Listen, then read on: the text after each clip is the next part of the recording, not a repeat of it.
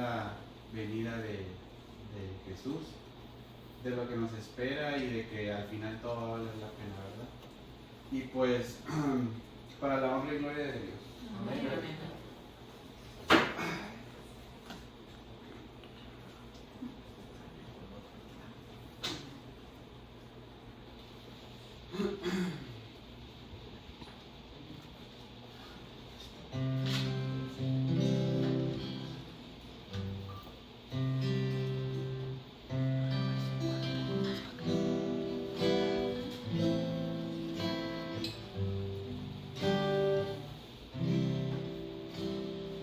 Falta ya muy poco para vernos y por horas platicar.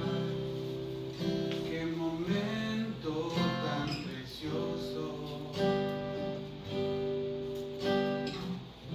Me imagino juntos cara a cara, abrazarte y suspirar. Oh Jesús, cuánto te amo. Aún no sé si yo te espero o me esperas. Solo sé que falta poco para vernos.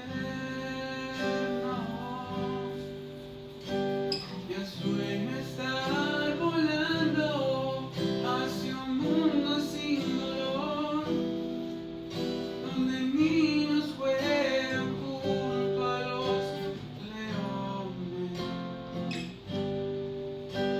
Ya sueño estar cantando en el coro celestial a Jesús mi fiel amigo, el que siempre está conmigo. Aquí estoy y ya quiero verte, ven por mí. Que se sentirá vivir por siempre, muchos mundos visitar, disfrutar cada momento, escuchar de labios del Maestro el mejor sermón, 100% inspirado. Aún no sé si yo me espero o tú me esperas. Solo sé que falta poco para vernos. Ya sueño estar volando hacia un mundo sin dolor, donde niños juegan junto a los leones. Ya sueño estar cantando en el coro celestial a Jesús mi fiel amigo, el que siempre está conmigo. Aquí estoy y ya quiero verte, ven por mí. Aquí estoy y ya quiero verte, ven por mí. En materia, como quien dice, me gustaría que piensen de esta manera sobre sobre el estudio de este milagro. Cristo empieza con el fin. Piensen así, ¿no? Empieza con el fin, ¿verdad? Entonces, me gustaría leer con ustedes. Está en San Juan, capítulo 2, del verso 1 al 11.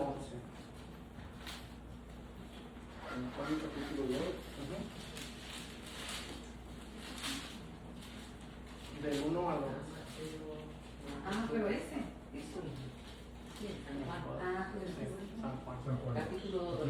Sí, capítulo 2, del 1 al 11. Algo corto, ¿verdad? Pero es muy interesante. Dice la escritura así: al tercer día se hicieron unas bodas en Caná de Galilea, y estaba ahí la madre de Jesús. Y fueron también invitados a las bodas Jesús y sus discípulos, y faltando el vino, la madre de Jesús le dijo: no tienen vino. Jesús les dijo: ¿qué tienes conmigo, mujer? Aún no ha venido mi hora. Su madre dijo a los que servían: haced todo lo que os dijere. Y estaban ahí 6 tinajas de piedra para agua, conforme al rito de la purificación de los judíos, en cada una de las cuales cabían 2 o 3 cántaros. Entonces Jesús les dijo: llenad estas tinajas de agua, y las llenaron hasta arriba. Entonces les dijo: sacad ahora, llevadlo al maestresala. Y lo llevaron. Cuando el maestresala probó el agua hecha vino, sin saber él de dónde era, aunque lo sabían los sirvientes que habían sacado el agua, llamó al esposo y le dijo: todo hombre sirve primero el buen vino, y cuando ya han bebido mucho, entonces el inferior, mas tú has reservado el buen vino hasta ahora. Este principio de señales hizo Jesús en Caná de Galilea, y manifestó su gloria, y sus discípulos creyeron en él. Amén. Entonces, no sé si se recuerdan que les dije, empieza con el final. Cuando investigamos los milagros de Cristo en la Biblia, le pregunté a ChatGPT y a Google: ¿cuál es el primer milagro que hizo Jesús? Y este fue el primer milagro. Y a mí se me hace muy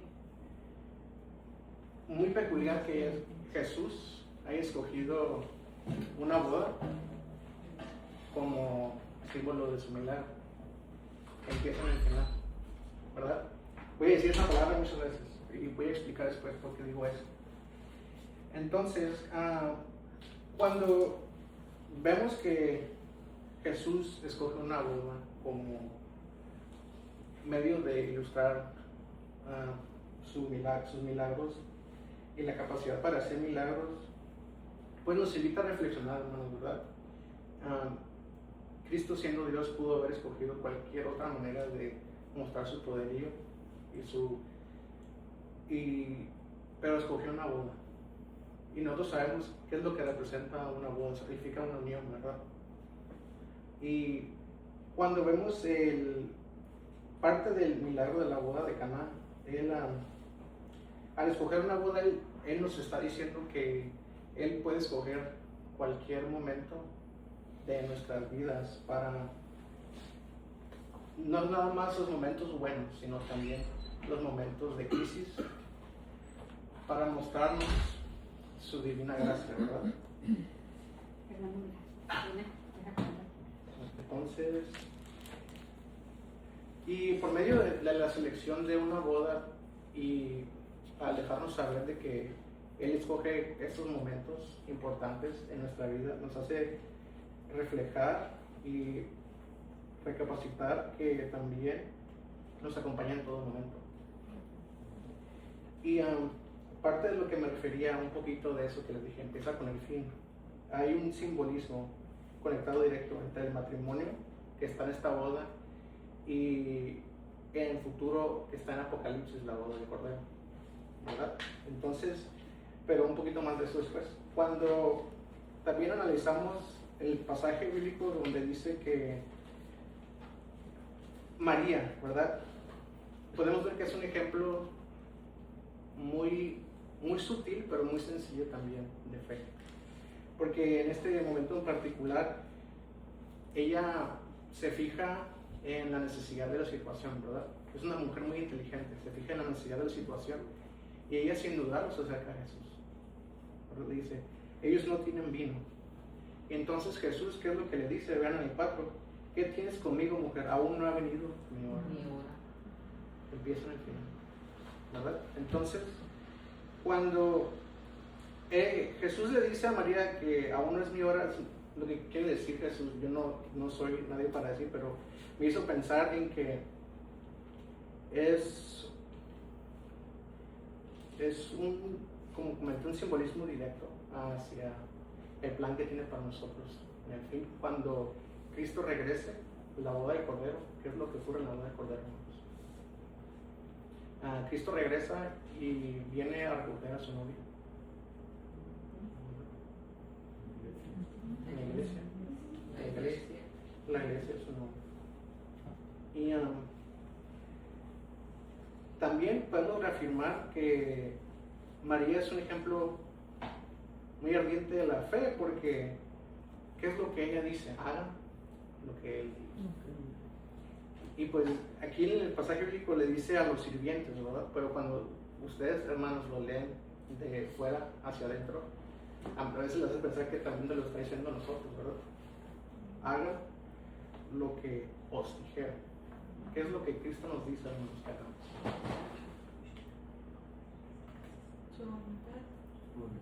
Si me amas, es igual a mi hermano. Y entonces, con el ejemplo de María, ¿qué es lo que nos enseña, hermanos? Con una fe tan sencilla y práctica, él tuvo una confianza absoluta, la confianza absoluta para acercarse a Jesús. Porque María conocía de Jesús antes de que él naciera, porque María ya sabía que era la encarnación de Dios. Entonces,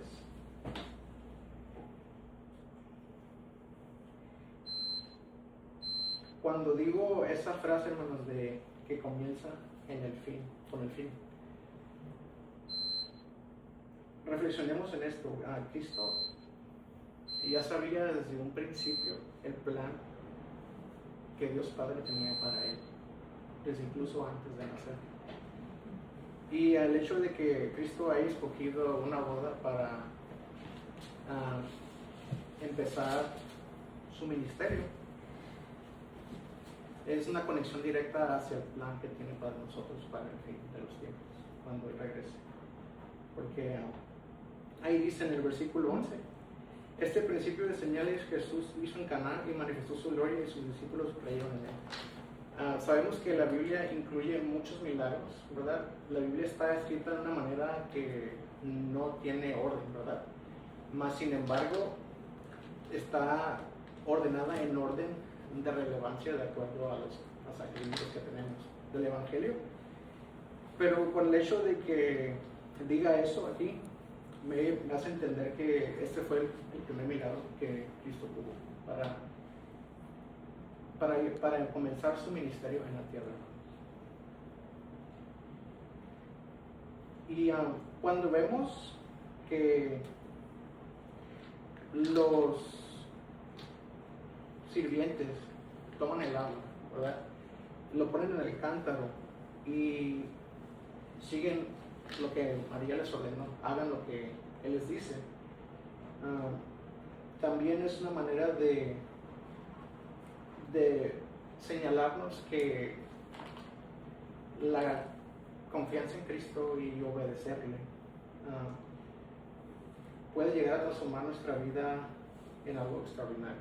Porque como es el milagro de aquí, hermanos, que convierte el agua, que es un recurso que consideramos algo simple, ¿verdad? El agua no sabe nada, el agua no tiene color, no tiene olor, no tiene sabor. Y convertirlo en vino es algo extraordinario. Porque si vemos la definición de milagro, ¿qué es un milagro, hermanos? Es tomar algo que es ordinario, que nosotros consideramos ordinario, y transformarlo en algo extraordinario. Y al elegir esta boda como su primer vehículo para el milagro, nos quiere comunicar Dios que por medio de la fe y la confianza absoluta en Él puede transformar nuestras vidas, que nosotros podemos llegar a considerar ordinarias, a algo extraordinario. Amén. Y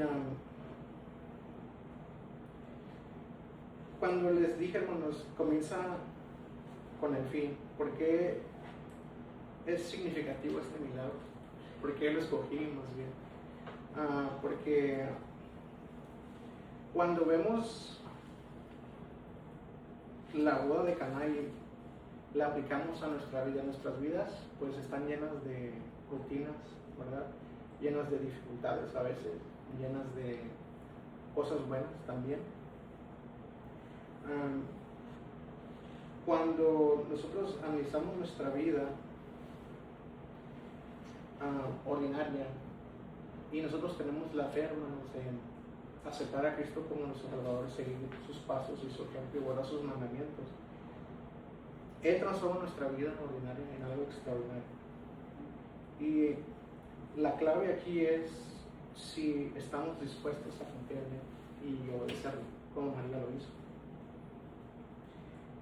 Y Jesús no solo nos llena en nuestros lugares de faltas, más sin embargo nos transforma en algo que es mucho mejor.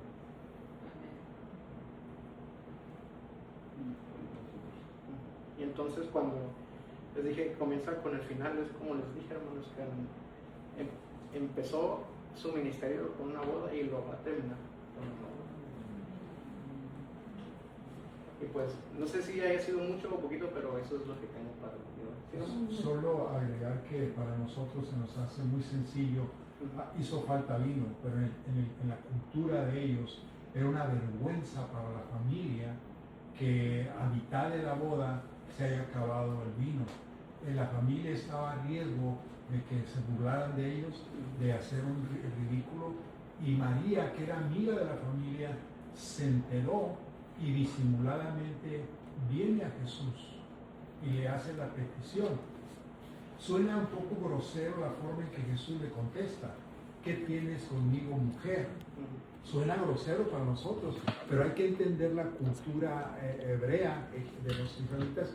Esa era la forma correcta de hablar a un hijo ya mayor a su madre. En el tiempo de ahora, imagínense que nosotros le hablemos y ya nos sueltan una cachetada, pero en el tiempo de la cultura de ellos era normal que le hablara así, porque él ya era un hombre y le hablaba como una persona adulta. Es interesante. Otra cosa que me llama la atención es: los siervos no cuestionaron lo que Jesús les ordenó. Llenen de agua. ¿Qué va a solucionar llenar unas barrigas de agua? Pero como María les había dicho, hagan lo que Jesús les dijo. Ahí está la clave: obedecer. Porque para Jesús, ahora Jesús, ¿por qué necesitaba ayuda de los siervos para que le echaran agua? Jesús podía haber llenado las vasijas más: llénense de vino y se llenan. Pero ahí tenemos otro ejemplo de cómo Dios quiere que nosotros participemos en los milagros y nos tome en cuenta. Jesús pudo haber hecho eso, pero no lo hizo. Pidió que los siervos llenaran esas tinajas de agua, porque eso le iba a dar más relevancia, que cuando ellos lo probaran, ellos sabían que allí había agua, y cuando lo prueban, ya no es agua. Pueden testificar: es que esto es un milagro. ¿Por qué? Porque nosotros echamos agua, y ahora ya no es agua. Es bien interesante cómo Dios toma en cuenta detalles tan importantes, pero en esos detalles estamos incluidos nosotros. Cada uno de nosotros puede ser un instrumento para que ocurra un milagro en la vida de otras personas. La clave, bueno, como usted resalta, es la fe y la obediencia. Y una cosa que se me ha pasado también cuando los sirvientes llevan el vino al maestresala. El maestresala es básicamente el maestro de ceremonias. El encargado de probar. Y cuando le dice: el vino que tienes es muy bueno. Y él no sabía de dónde venía ese vino. Y lo siguió probando, y si lo siguiera probando se iba a dar cuenta de que todo ese vino que produjo de agua, y todo ese vino es bueno. Inclusive dijo que normalmente ellos daban el vino al principio. ¿Por qué al principio? Porque la gente cuando empezaba a llegar tenía todavía el gusto por tomar el sabor. Ya después, con la comida y todo lo demás, ya perdían el gusto por el vino. Pero entonces él dijo: oye, tú estás haciendo al revés. Dejaste el mejor vino para el final, cuando siempre las personas dan el mejor vino al principio. Sobreabunda nuestra vida. Generosidad y excelencia. ¿Alguno de ustedes, hermanos, tiene algún comentario, una pregunta sobre este primer milagro que Dios?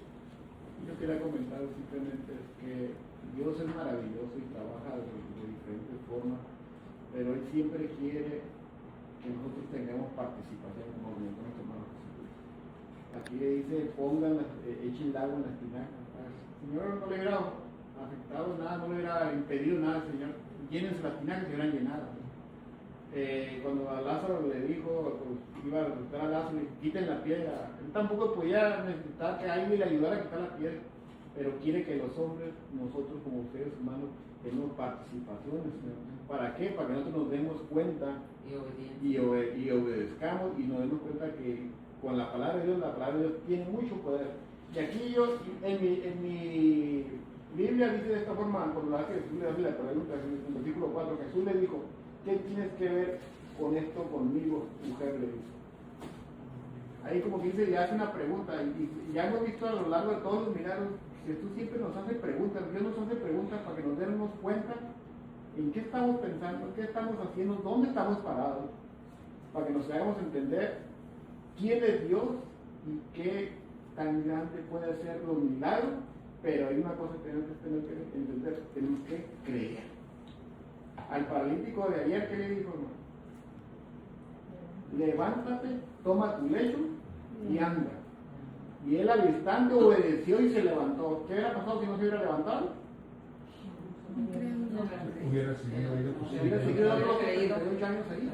Por eso creemos que la palabra de Dios tiene poder, pero también Él quiere que nosotros tengamos participación para que nos demos cuenta al cual Dios servimos, en grande misericordia. Amén. Y pues agregando un poco de lo que comentaron hermanos ambos, cuando Dios manifiesta un milagro, siempre hay como una involucración de parte de las personas. ¿Y por qué es eso, hermanos? Porque cuando Dios nos creó, Él nos creó con un gran regalo. ¿Ustedes saben cuál es? El libre albedrío. Y si Dios participara de forma absoluta, sin darnos oportunidad de orar, ya no sería un libre albedrío. Sería Él básicamente actuando por nosotros, decidiendo por nosotros. Y de esta manera, pues, involucra a las personas para manifestar su poder. Porque Él quiere que no nada más tengamos una fe, sino que también quiere que obremos, que estemos activos, que no nada más nos quedemos estancados, para que por medio de nuestra fe y nuestra acción pueda manifestarse en nuestras vidas. Me gustó mucho la aplicación que hiciste de que algo ordinario lo convierte en extraordinario. El agua era un agua ordinaria, común. Agua de llave. Nosotros, separados de Dios, ¿qué somos?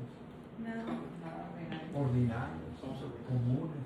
Pero cuando Dios nos toma, nos transforma y nos hace extraordinarios con la capacidad de sentir afecto y amor por otros y ayudar a otros, convirtiéndonos en instrumentos de Él para llevar el mensaje que Él necesita que la gente conozca. Y nuestra vida cambia. Y es ahí donde tiene un significado maravilloso para nosotros, porque pues antes vivíamos una vida ordinaria, rutinaria, dormir, trabajar, levantarse. Ahora no, ahora tenemos una cantidad de cosas diferentes a eso que nos llenan, nos motivan a vivir de una manera diferente.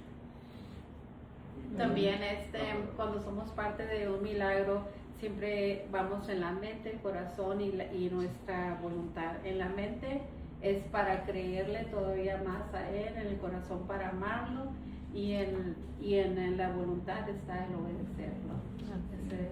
Y lo que más me gustó a mí es que cómo tú lo combinaste cuando Cristo venga por su novia, que es la iglesia, que somos nosotros.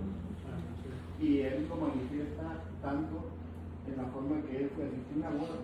Y Él es para darnos a entender lo importante que es para Él la unión de dos personas. Y Él quiere estar así con nosotros, unidos íntimamente. Porque cuando Él venga dice que no va a venir por su novia ataviada, lista y hermosa y perfecta para Él.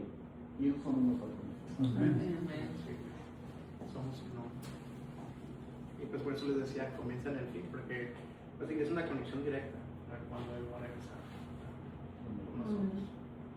¿Por qué escogiste ese milagro de toda la lista de los milagros? Porque pues hice esa conexión al principio cuando empezó en una boda y va a terminar en una boda. Y pues también es como un simbolismo de celebración, porque Cristo va a estar alegre cuando nos reciba.